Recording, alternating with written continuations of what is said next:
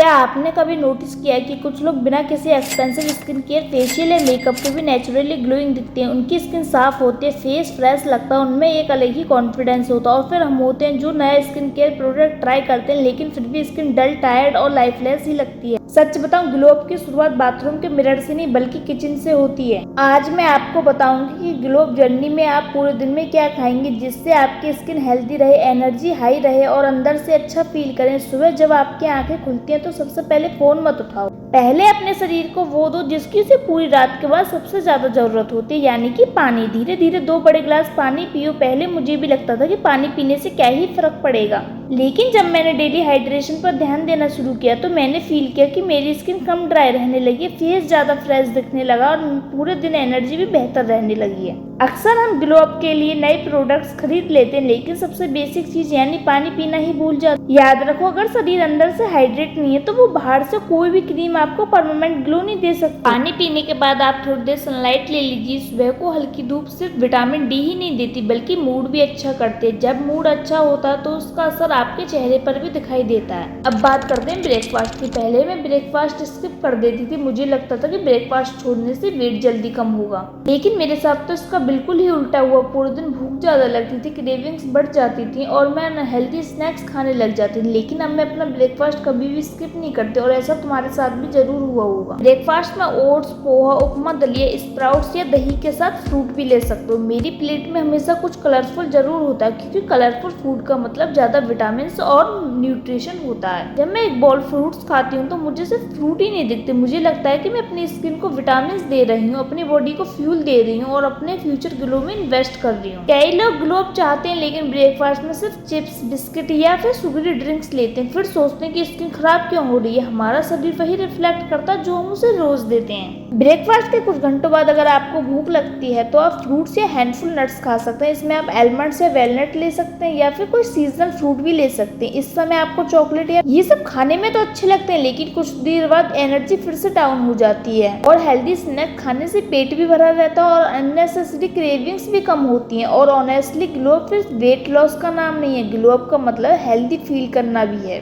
जब आपका शरीर हेल्दी होता है तो आपका फेस नेचुरली ब्राइट दिखता है। अब बात करते हैं लंच की, जो कि आपको बिल्कुल भी स्किप नहीं करना। कहीं आप सोचो कि हमने 2 बार तो खाना खा लिया इसलिए लंच नहीं करते, लेकिन आपको ऐसा नहीं करना। आपको अपने आप को भूखा नहीं रखना। आप अपने लंच में रोटी, दाल, सब्जी, सैलेड और कभी कभी राइस भी ले सकते हो।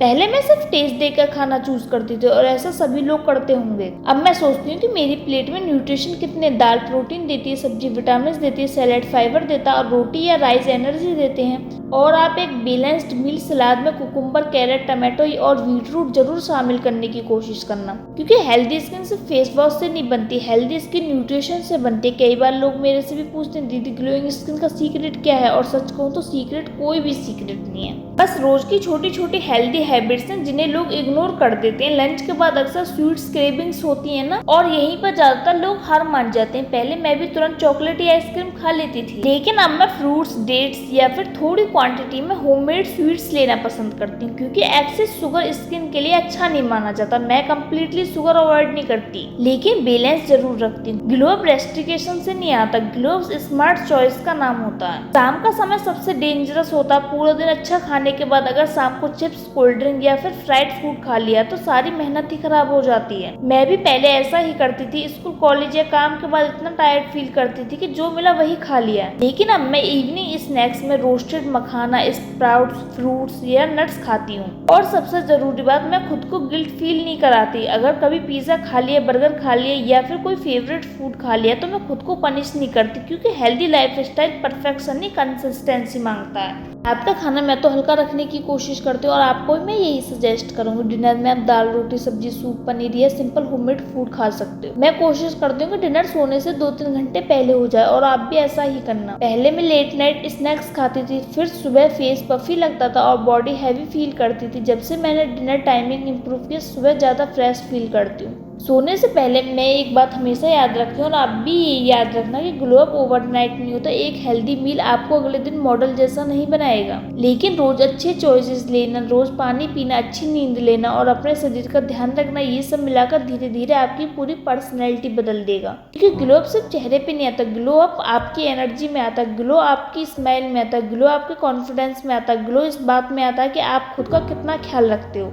अगर आज आपकी स्किन परफेक्ट नहीं है, अगर अभी आपको खुद में कॉन्फिडेंस नहीं आता, अगर आपको लगता है कि ग्लो कहीं खो गया, तो याद रखो हर ग्लो एक छोटे कदम से शुरू होता है। आज से क्रैश डाइट नहीं, खुद से नफरत नहीं, आज से अपने शरीर को रिस्पेक्ट देना शुरू करो। क्योंकि जब आप अपने शरीर का ध्यान रखते हो तो आपका शरीर भी आपको उसी प्यार के साथ ग्लो वापस देता है। अगर आप भी ग्लो अप जर्नी पर हो तो कमेंट में ग्लो अप लिखो और इस वीडियो को सेव कर लो। आज का एक हेल्दी चॉइस कल का अमेजिंग ट्रांसफॉर्मेशन बन सकता है।